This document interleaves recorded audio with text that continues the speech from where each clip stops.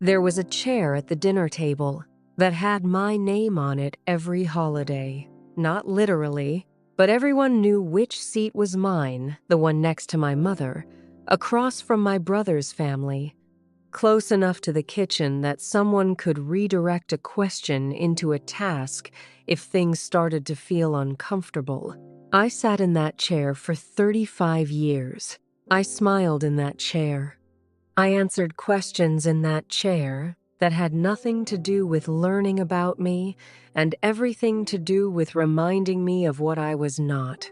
My father lifted his glass at 11:48 on New Year's Eve and looked at me the way he always did when he had already decided the punchline before the room finished laughing. "Still single at 35, he said. "Guess New Year's is just you and your regrets." A few people laughed, because that was easier than not laughing. I held my glass. I did not put it down. I did not look away, my mother added, in the voice she used when she wanted to sound gentle while cutting. "Some people are alone for a reason." The room went quiet in that specific way, not because anyone disagreed, but because enough people agreed that no one felt the need to say it out loud. Before I tell you what I said next, I want you to think about the last person who made you feel small in a room full of people who were watching. Not the words they used, the specific moment you realized they expected you to absorb it. Hold that, because that is exactly where Juliet Whitfield had been living for 8 years, not in anger, not in grief, but in the quiet decision to protect something real from people who had never earned the right to hold it. My father's name was Grant Whitfield. He had managed a small bank branch for most of his adult life, and long after retirement, he still carried himself like every room had a ledger only he knew how to read. He liked clean numbers, clean lawns, clean reputations. He liked families that looked simple enough to explain to the men at his church. My mother, Diane, had worked the front office of an elementary school for nearly 20 years. She had mastered the art of smiling sweetly while cataloging everything wrong with the person across from her. They were not monsters. That is the part that takes the longest to understand. They paid bills on time. They brought casseroles to sick neighbors. They showed up to funerals, to recitals, to every occasion that required being seen. But inside our house, love came with a shape you were expected to fit. My brother Caleb fit it perfectly. He married young, bought a house 15 minutes away, had children, coached Little League, grilled on Sundays. My father looked at Caleb the way a man looks at a decision he made correctly. Then there was me. I had left Greenville after college and never moved back. I was not reckless. I never asked for money. I never did anything that should have mattered in the way they made it matter. But I had committed a quieter crime in my father's mind. I had built a life he could not summarize to his friends. No husband he could name, no children he could photograph, no Sunday pew, no easy answer to the question, "How's Juliet doing?" And when my father could not explain something, he turned the discomfort into a lesson for me. In front of whoever was in the room, he called it concern. He called it honesty. He called it wanting the best for me. Concern does not wait until the table is full to say it. Honesty does not look for the moment when the most people are listening. Wanting the best for someone does not sound like a joke designed to make the table laugh at their life. I worked as the director of crisis operations for a private disaster relief organization in Atlanta. That title sounds clean when you say it quickly. The job itself was not clean. It was phone calls at 2 a.m, because a hurricane had shifted course. It was standing in a temporary command center with 3 phones, a dying laptop battery, and a list of families who needed shelter before nightfall. Most days, Success looked like a mother receiving a motel voucher before her children had to sleep in a car. It looked like an elderly man getting his medication after 3 days without power. My father called it running around after disasters. He said it like I was playing pretend in a costume, like I would eventually outgrow purpose and settle into the life he had imagined for me. What none of them knew was that someone had been waiting for me at home for 8 years. Someone who knew the sound of my keys in the door. Someone who could tell from my voice whether a day had broken me or just bent me a little. His name was Ethan. We had met at a conference in Chicago, two people who both understood what it meant to work in rooms where the stakes were higher than anyone else in the hallway knew. We got married quietly. Small ceremony, 2 witnesses, a restaurant we liked on a Thursday night. I did not hide Ethan because I was ashamed of him. I hid Ethan because I had learned something specific about my family. They did not ask questions to understand. They asked questions to confirm what they had already decided. And Ethan, calm, steady, certain Ethan did not deserve to sit across a table from my father and be measured by a man who had never once measured me fairly.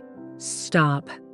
Think about the last time you kept something good away from someone who had spent years handling the things you gave them carelessly. That is not distance. That is discernment. For 8 years, I answered their questions with half answers. I deflected with work. I kept calls short. I smiled through the holidays. I told myself it was easier, and it was easier. Easier for them. The night my father made his toast, I had already decided this would be the last time I sat in that chair and said nothing. Not out of anger, not because I had finally had enough, but because I had just come back from a deployment in a county where I had spent 4 days helping families document what they had lost, and I sat in that chair on New Year's Eve, listening to my father make a joke about my loneliness, and I thought, I have held more real things in the last week than he has held in 30 years of deciding what counted. So I set my glass down, carefully. I looked at him across the table, and I smiled, not the smile I had been practicing since childhood, the one that meant I was absorbing something I should not have had to absorb. A different smile. I'm not alone, I said. I've been married for years. A pause. You were simply never invited. The table went still in a way I had never felt it go still before. My mother's face changed. My brother stopped chewing. My father's smile left him so fast, it almost looked like something had been taken from him. His palm came down on the table hard enough to shake the silverware. Explain yourself. Not a question, a command. The way he had always spoken, like the room owed him resolution. I explained, not because he deserved it, but because I was done letting the silence between us belong to him. I told them about Ethan. Not everything, just enough for the shape of our life together to be visible in the room. 8 years. A home in Atlanta. A marriage my father had no photographs of because he had never earned the right to stand near it. My father kept trying to redirect. You should have told us. This is something families share. Why would you? I let him finish each sentence before I answered. You told me at 32 that success didn't mean much if I had no one waiting for me at home. You called my work unstable because you didn't know how to explain it at church. And tonight you made a joke about my loneliness in front of everyone at this table, because you assumed I had no proof that I was loved. My father's face went red. My mother had tears in her eyes. I stood up. You don't get to meet Ethan because you're curious. You don't get access to my marriage because your pride is wounded. If you ever meet my husband, it will be because you have learned how to respect your daughter first. I picked up my coat. My father said my name once lower this time. I did not know whether it was warning or pleading. I no longer needed to know. I didn't come here to be judged, I said. I came here to stop asking for permission from people who were never going to give it. Then I walked out. Behind me, no one laughed. My mother said my name once at the door. Even she knew she had no right to ask me to stay. Outside, the cold air felt honest. My phone buzzed in my hand. Ethan, 2 words. You okay? I typed back. I will be.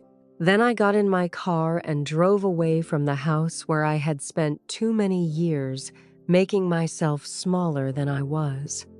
The silence from my family lasted 4 days. Not the kind of silence that means nothing, the kind that means everyone is deciding what version of the story they are going to agree on. My mother called on the 3rd day. I did not answer. Her voicemail began. Your father is upset. I deleted it before the sentence ended.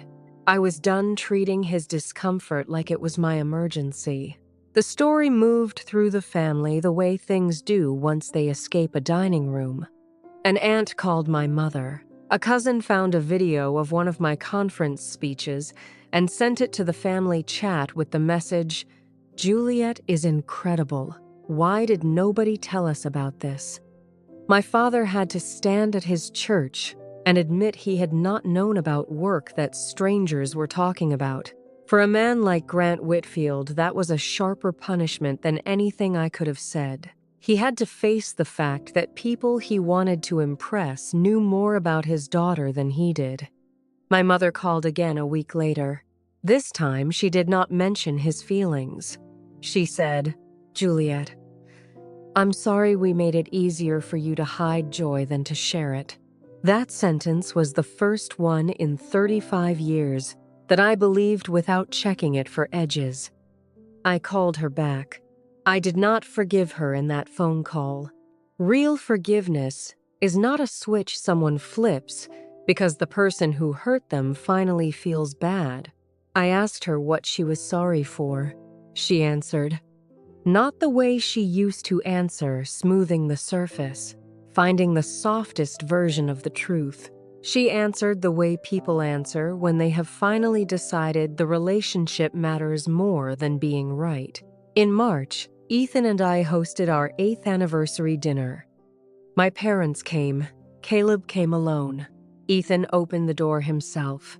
He was not cold. He was not eager. He was exactly who he had always been. Steady, unhurried, the kind of person who does not need a room to adjust to him. My mother brought flowers and looked at him with the face of someone realizing she had missed a person, not just information. Caleb shook his hand and said, I owe you an apology too, even if we just met. Ethan nodded. I appreciate that. My father was quiet through most of dinner. He asked Ethan about his work. The way he phrased the question, careful, specific, told me he had done some research. That might have made me emotional. Once, that night, I let it be only a beginning. After dessert, my father stood at the end of our table. His hands were folded in front of him. He looked less like a judge and more like a man who had finally found the cost of his certainty. Juliet, he said. I was wrong. No one interrupted him. I measured your life by what made sense to me. I confused control with concern. I embarrassed you because I thought I had the right to define whether you were happy. I did not. And Ethan, I'm sorry that my behavior made this family a place my daughter felt she had to protect you from. The room was still. That apology did not erase 8 years. It did not give him instant access to every room of our life. But it did one thing that mattered.